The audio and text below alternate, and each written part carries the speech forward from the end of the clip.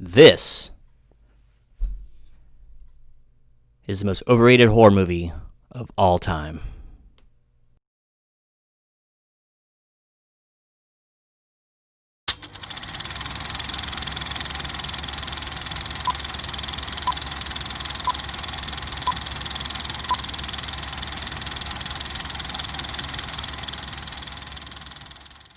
Good evening, everyone. This is David Trope of the GEN Network, coming to you live during the zombie apocalypse and wondering just why this movie receives so many accolades. So, all seriousness notwithstanding, let's talk about the follow-up to 1968's Night of the Living Dead, the movie that put George Romero on the map. Dawn of the Dead. Meet me on the roof at 9 o'clock. Getting out. I don't believe We're it. gonna What? get out in the chopper. We've got to survive. Somebody's got to survive.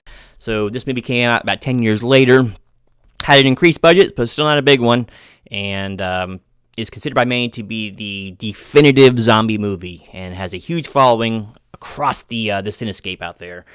And in this reporter's humble opinion, I have no idea why. I don't think any of us expected him to say that. But anyway, let's get into a really brief plot synopsis here, and then we'll get into the pros and cons of this movie, and then I'll go ahead and give you an overall rating. So this is a very biased news network here, so here it comes. This whole movie is basically centered on four people. That is news reporter or editor, some sort of journalist kind of job of Francine, her name is, and played by Galen Ross. Her boyfriend, Roger, a.k.a. Flyboy, played by Scott Reniger. We have two, I guess, SWAT team members in Peter, played by Ken Foree, and Steven, played by David MG. So that's basically everybody of note in this movie. Tom Savini, special effects, whiz of the stars, does make an appearance later on as a biker, but more on that later. So, really brief plot synopsis. Four people hole up in a mall and try to survive the zombie apocalypse. That's the movie. And that's all it really has to do. But let's get into a little bit more of the plot, and then we'll get, like I said, on to the pros and cons. So, we start off with a really effective scene showing the disarray and disorganization of the newsroom that Francine works in. Who the hell's on camera? Who the hell is on camera to him? Roll the rescue. Roll the rescue. It's complete chaos. They're probably put off the air. The government is, cracking down on basically information and on basically every freedom that we have left in the hopes to stave off the apocalypse. Every dead body that is not exterminated becomes one of them. It gets up and kills. The people it kills get up and kill. Here where we meet Flyboy, who happens to be the boyfriend and father of the embryo that resides within Francine. He is a newscopter pilot apparently for the station. Not affiliated with the GEN network, which I work, by the way.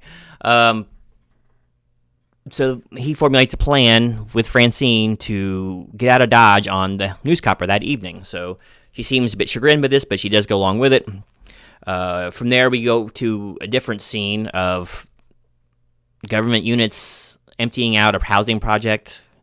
A lot of squibs here, a lot of firefights going on, and a lot of carnage here. But basically, this is where the two other protagonists, more militaristic ones, meet up. That's Peter and Steven. Got that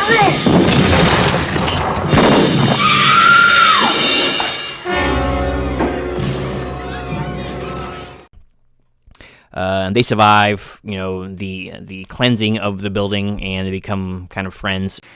Man, there's a lot of people who are running out. I could run. I could run right tonight. And Steven happens to be a friend of Flyboy, who's going to be getting out, and he has also made plans to get out on a helicopter with him, so he invites Peter to come along.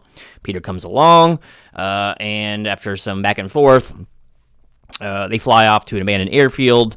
This is the first scene where we see Francine standing there like a statue as her boyfriend tries to fight off in a life or death hand-to-hand struggle a zombie or two. And she kind of stands there trapped while one zombie in the very far distance, moving at a snail in Antarctica's pace, slowly creeps up on her in the back, but it has her frozen and luckily, you know, everything works out. So they get into the copter, and they're flying around, and this group of highly intelligent protagonists don't know what a mall is. They fly up on a mall, and Peter has to actually, I think it's Peter who narrates to them what a mall actually is. You know, one of those indoor places full of stores, right? Such a new concept, even in 1978. So they land on there. Looks like a good place to hole up, so they decide to hole up. Most of the gates are down. I don't think they can get into the stores. I haven't seen any of them up on the second floor. The big department stores usually use both floors. If we can get in up top. Francine is unsure about this for whatever reason, but they go in there, and basically the rest of the movie is them fortifying this mall and trying to stay alive. I've been thinking, maybe we got a good thing going here. Maybe we shouldn't be in such a hurry to leave. If we can get back up there without them catching on, we can hold up for a while. And,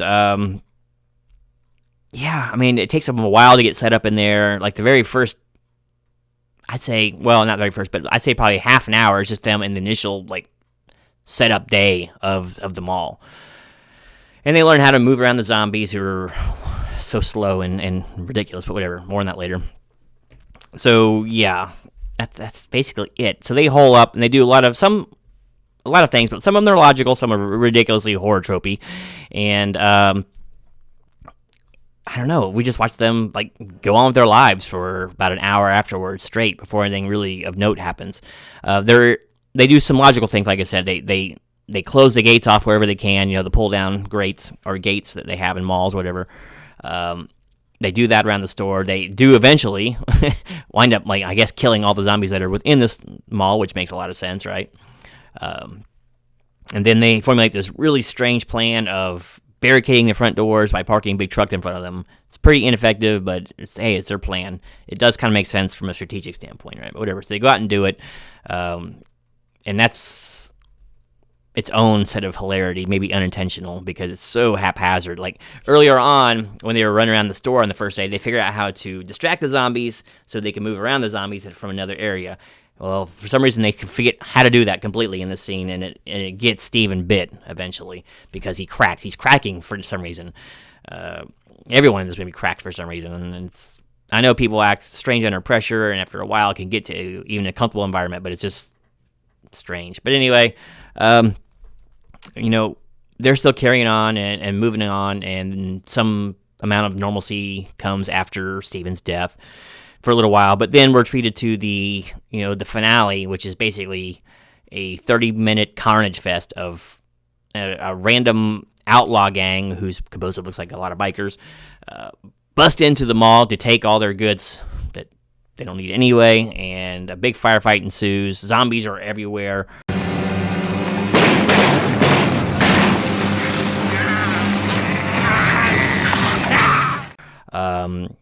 A lot of comedic elements in here, which is distasteful to say the least, but just because they're annoying. And, eventually the mall is no longer safe because the zombie hordes take it back over. So I won't spoil the ending for you, but that's basically it in a nutshell. It's just them setting up shop in the mall, and then you get a little bit of dialogue here and there, but it's basically them killing zombies in a mall for about an hour or hour and a half after they get in there. So yeah, that's basically it. So let's get into the pros and cons of this movie. Let's start with the pros because it's going to be a lot shorter. I like to do the shorter one first. Pros is a really interesting concept. I mean, I like the idea a lot of coming into a place that is so laden with resources as a small group and setting up shop and making it your own, right? It makes sense to me. It's a good plan. Great idea, maybe pretty poor execution, but I mean, it's a great plan, right? Other pros, I liked a lot of the camera shots in this. It's no dynamically moving cameras or anything like that, but there's a lot of really cool shots.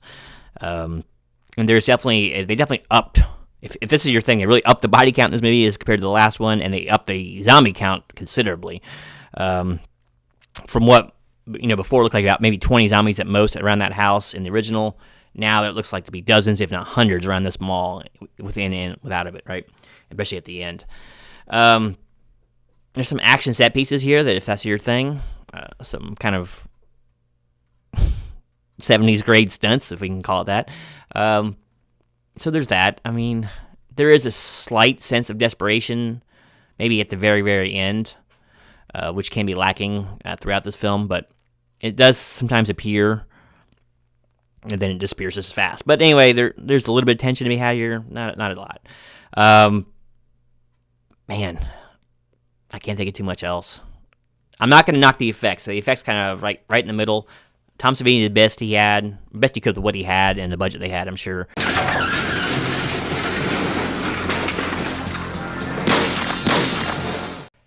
One of my major gripes is the blood. The color of the blood in this is like a neon orange.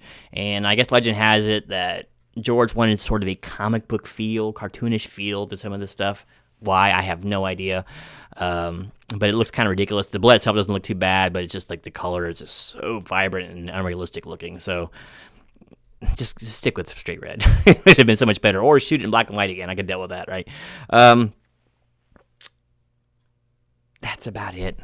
That's about all the pros I got. So let's go on to the longer section, which is the cons, unfortunately. I really don't know how this movie got such a cult following and it is hailed as such a classic, because I don't know, I just don't get it. The truth hurts, doesn't it? There's a lot of cons here. Let's start with the acting, and you can't have a good movie without good acting, right? This is not well acted. The only one with any gravity whatsoever in this movie is Peter. I don't want to go. I really don't. He has a few moments when he's not laughing maniacally or smiling or dancing around too, of a little bit of gravity to him, and he seems like he's trying. But everyone else is basically planks of wood. I will say that David M.G., who plays Steven, the other SWAT guy, he does have one moment I really like in this movie where they're out doing the truck thing, and he's obviously going pretty loony right there, and then, Ken Foree grabs him and kind of gives him the business, lets him know, hey, keep your head on straight, man. You're going to get us both killed, not just yourself. All right, Trooper. You better screw your head on. Yeah, come on. Let's go. I mean it, man. Now, you're not just playing with your life, you're playing with mine. And he has this look like his head, like madness just clears out of his eyes real quick. Now, you straight?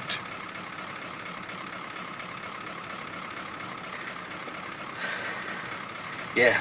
Other than that, they make him like a child. Like, they have him looking through one of those kaleidoscope, whatever, I can't remember what they're called. I had one when I was a kid. We put the little disc in it and you're clicking through it again.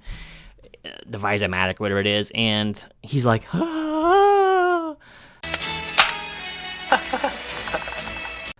It's just so lame. And they have him playing a video game. And he's acting like a 3-year-old.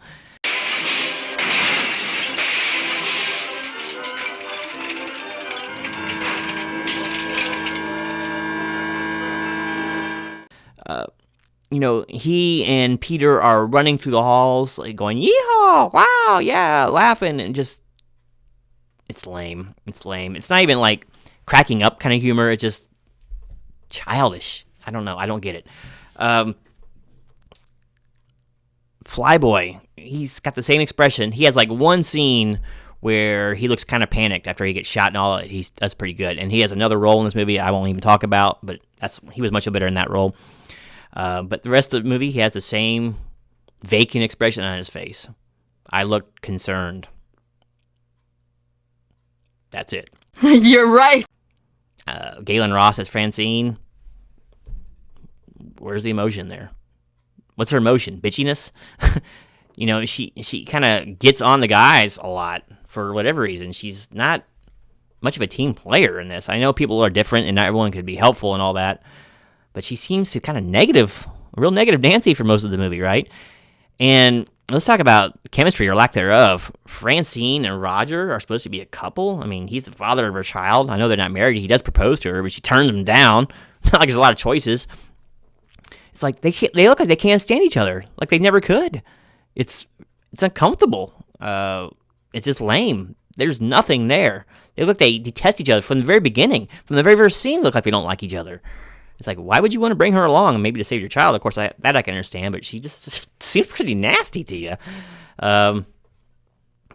Yeah, but I will say that one of the only really, or the most uncomfortable scene in the entire movie actually has nothing to do with the zombies. It's to do with those two silently fighting. It has to do with them turning the TV on and off, because she is insisting he turn off the TV for some reason, even though he's watching for a signal to come through, and she gets up and turns it off, and he gets up and looks back at her and turns it right back on again.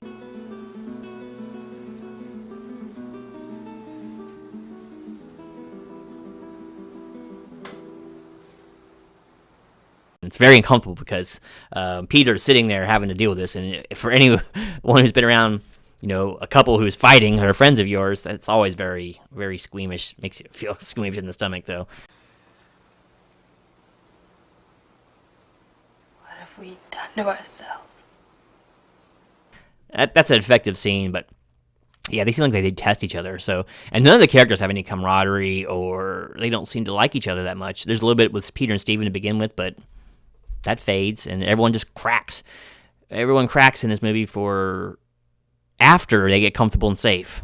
It's just so contrived. I don't get it. I know everyone acts differently under stress, and after a long time, even being in a nice place, you can still devolve into madness, but it happens really quickly, and it just doesn't make a whole lot of sense.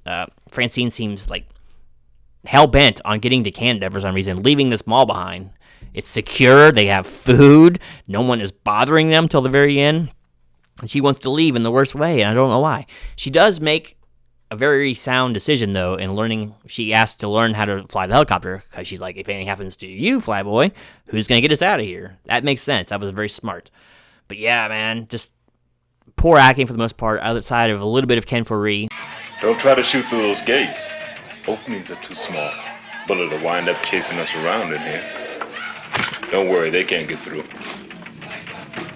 And I really liked him in Devil's Rejects. I thought he was excellent, like in that movie. But yeah, this one is just pretty weak as far as acting goes. And acting also falls into the zombie realm, and these zombies are awful. They are awful. Infinitely better in the first one, and in most other movie franchises are just better because they're a non-threat in this movie. Unless you fall down in front of them and lay there until they start chomping on you, these things are hopelessly, incompetent, right? I know they're zombies, they're mindless, but they're not a danger. You can run rings around these things all day long. Once they found that rifle store or that gun shop in there, they had enough ammo, he could have taken out an entire legion of these things. The entire division of the zombie dead could have been taken out for one guy with a rifle, because these things move so slow. It's just, they're a non-threat, and the ultimate sin of a horror movie is committed in this movie, in the fact that you do not make your monster or bad guy like a laughing stock.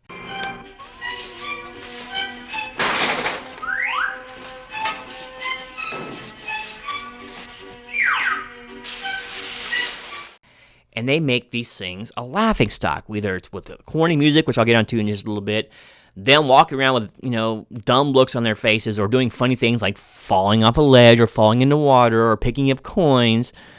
And then, in the ultimate insult, they have a pie fight with the bikers. The bikers hit these zombies in the faces with pies.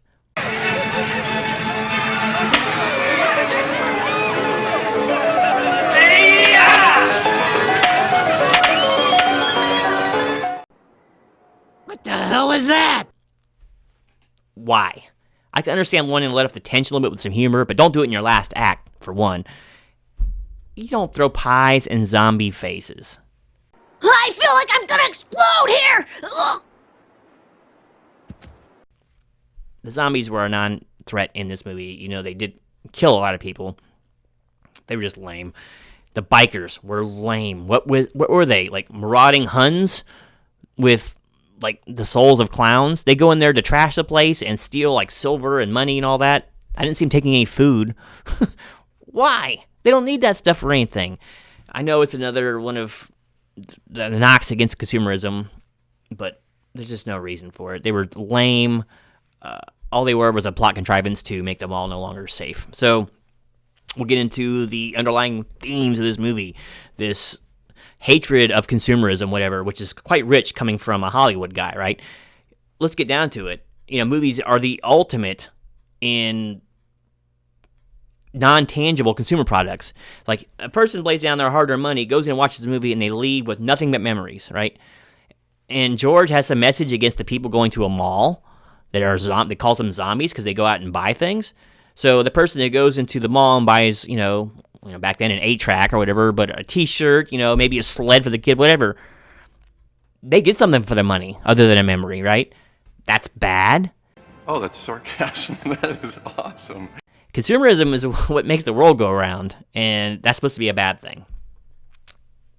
He does this later on in Land of the Dead, too, where he tries to, like, bludgeon you to death with messaging about classism or whatever, but it just, I don't get, why does that make this movie good, you know? They bring it up a couple times, and it's just kind of cringeworthy. You know, you're working movies. You want people to come spend their money on it, then you're going to chastise them for that? Whatever. So lame messaging. Let's get on to some music now. Oh, boy.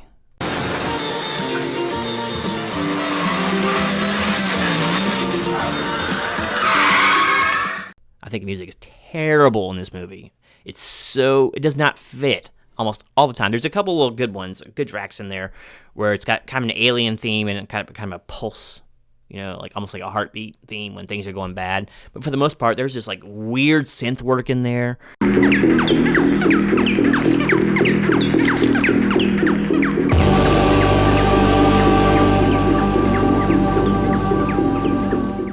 These really strange 70s style up-tempo kind of things. It's almost like, what, Troy McClure in the $1,000 movie with Uncle Doobie in the Frisco Freakout. We now return to the 1971 film Good Time Slim, Uncle Doobie and the Great Frisco Freakout, starring Troy McClure.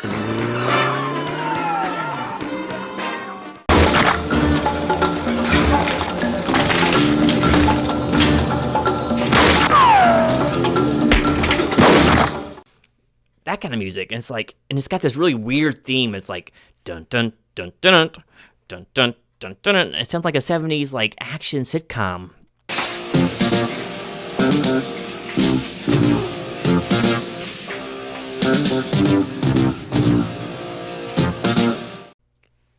I think this movie's music is just poor for the most part.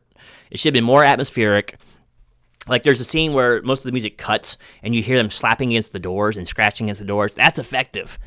Not that crazy, terrible synth music that they put out through most of it. So I know Goblin had done some work on other horror movies before, but I don't like what they did with this one, and...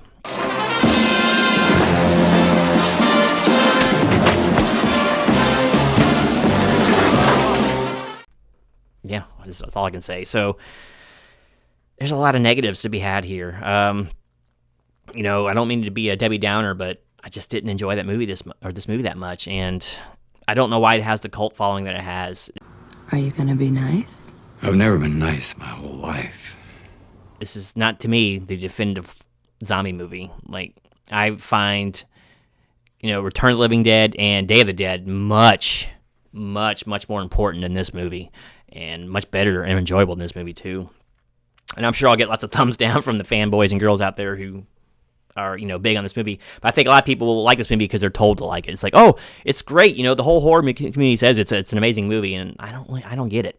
It's somewhat enjoyable, I guess, for the zombie file, but, you know, there's only so many zombies you can see get shot, and I want some meat on that bone that I can get into, like characters that I give a damn about, you know, more logical decisions, zombies that are an actual threat, bikers that don't act like buffoons, or, you know, roving bands of outlaws. Oh, and then he also takes a swipe at country folk, too, for some reason. Peter calls them, or it might be Peter or Steven there, when they're flying over, they see a bunch of hunters out there with the National Guard shooting zombies in the fields, right? And he calls them, oh, but those bunch of rednecks enjoy that. Well, what was the purpose of that? They're actually doing something productive out there. They're actually stopping a lot of the zombies. You know, those guys probably live safely in their community, and they're going to knock it. Whatever, man. It's just, I don't know. I don't think this movie deserves most of the accolades it gets, but there's some enjoyment to be had. So I just take it for what it is, man. It's a throwaway kind of horror movie, and any themes or messaging it wants to give you, I just ignore it and try to find something else I like about it. We call it the Denver Jockstrap. Unfortunately, there's not a whole lot here to like. But fortunately, it gets much better in the next film in the trilogy. So I cannot wait to review Day of the Dead because I've always loved that movie. So spoiler alert, I like it. This one, not so much. So anyway, let's get into a grade here. Let's get into a score. Man, this is a tough one to score because on a score of 1 to 5, I'm almost tempted to give this a 1 because there's a lot of stuff in here I don't like. But there's just enough in this movie, like as far as the whole premise of the film, the whole idea of the world turning to the zombie side more than the human side. there's just enough of that kind of thing here. I'm going to bump it up to a 2. Beat the devil out of it and go about your business. And while I do not find it the definitive zombie movie, I'd say it is a semi-important one because it ups the stakes. There's more and more of the undead, and it's just spreading everywhere, and the government's breaking down. And there's actually a really cool scene in there where Flyboy is kind of harping of the fact that, we have credentials. We can go get gas and food and supplies where we stop at these places. And Peter puts him in his place. He's like, look, chump, we are outlaws now. We are the bad guys. We are rogues. We're thieves. We're doing what we have to survive. Right, and we're out doing traffic reports. Wake up, sucker. We're thieves and we're bad guys. That's exactly what we are. We gotta find our own way. So it's kind of poignant. So I like that. There's a little bit of shades of gray there to the characters, which is kind of cool, but it's never really gone on again. After that, they're all the white hats. They're all the good guys. So some good themes and ideas here, but I think the execution for overall is lacking. So I'm going to give this a 2 out of 5 stars. So poor but watchable, especially for the zombie file. Now, if you've never really liked zombie movies or never thought about watching horror movies or zombie movies, this movie's not going to be for you. Don't waste your time with it. For completionists and for horror movie fans, at least watch it once to get your own gleaning of it to see if I've been too harsh or, all the the fans of this movie are right. This is the greatest thing that's ever been put to celluloid as far as zombies are concerned. I don't see it, and I don't get it, but hey, that's just me. We all got our own opinions. I'm just one jaded reporter here. So anyway, thanks for watching. Don't forget to like and subscribe. Stay tuned for more review content on the channel because, as you all know, if I can review it, I will do it.